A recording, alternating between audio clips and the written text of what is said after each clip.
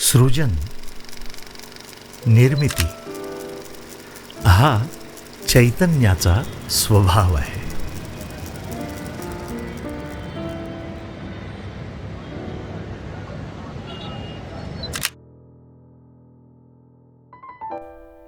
काहीतरी करत राहणं हा गुणधर्म आहे जीवनाचा, जीवन नावाच्या घटकाचा.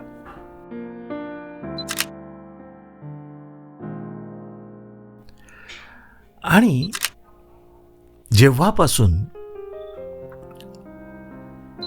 स्मार्टफोनचं जग आकाराला आलं तेव्हापासून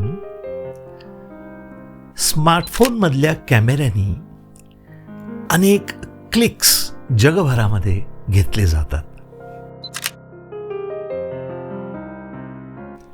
ही देखील एक सृजनाची प्रक्रिया आहे. निर्मितीची प्रक्रिया आहे. ही निर्मिती मर्यादित नाही तर ती विराट स्वरूपाची आहे, अफाट आहे.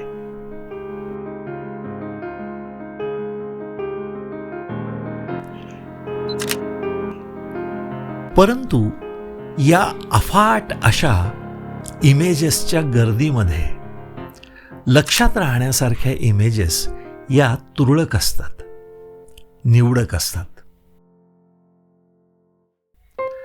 आणि या निवडक इमेजेस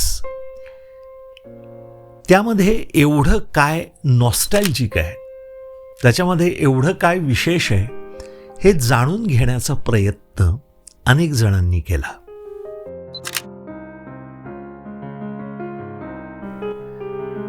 तेव्हा त्यांच्या लक्षात आलं की डिजिटल इमेजेसमध्ये असणारा तोच तोपणा आणि त्याच्यामध्ये हरवून गेलेलं फोटोग्राफीचं जुनं इम्परफेक्शन्स असणारं एक ॲनालॉग स्वरूप.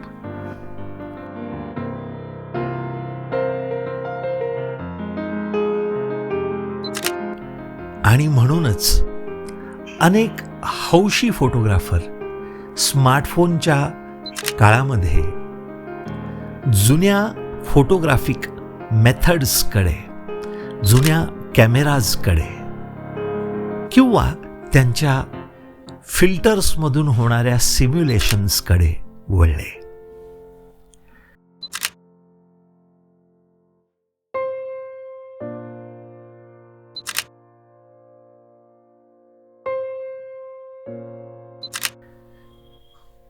आज अनेक मोबाईल फोन मॅन्युफॅक्चरर्स त्यांच्या फ्लॅगशिप फोन्समध्ये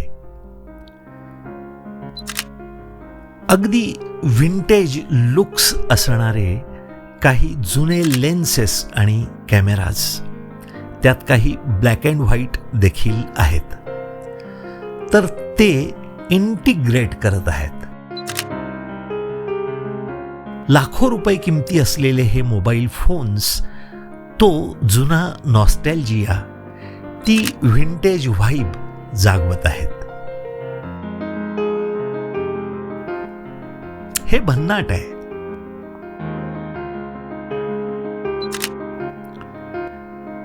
मला स्ट्रीट फोटोग्राफीमध्ये अनेक क्लिक्स घेत असताना या ब्लॅक अँड व्हाईट फोटोग्राफीच्या सरावात फ्रेम सेटिंग, आकारांची त्या पूर्ण ग्रीडवरची ठेवण, त्यांचे वेगवेगळे पर्स्पेक्टिव्हज, फ्रेम इन फ्रेम असलेल्या कंपोजिशन्स यांचा उत्तम अभ्यास करता आला.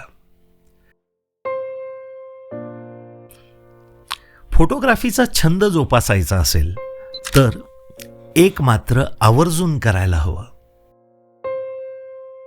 काय तर अगदी साधा कॅमेरा आपला मोबाईलमध्ये असलेला, त्याच्यात कंपोजिशनचा सराव करावा. किंवा वेगवेगळ्या प्रकारच्या कंपोजिशन्स, वेगवेगळ्या प्रकारचे ॲस्पेक्ट रेशोज, आणि ते फोटो घेत असताना त्यांच्यामध्ये असलेल्या शेप्सची, त्याच्यामध्ये असलेल्या एलिमेंट्सची अतिशय संतुलित अशा प्रकारची मांडणी. हे जसं जसं आपण करू लागतो तसं तसं फोटोग्राफीमधलं ॲस्थेटिक्स म्हणजे त्याच्यामध्ये असलेलं सौंदर्यशास्त्र आपल्यासमोर उलगडत जातं.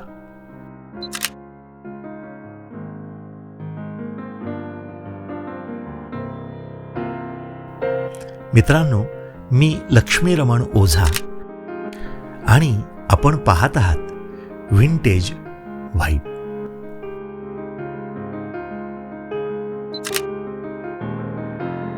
फोटोग्राफीचा आणखी एक फायदा आहे.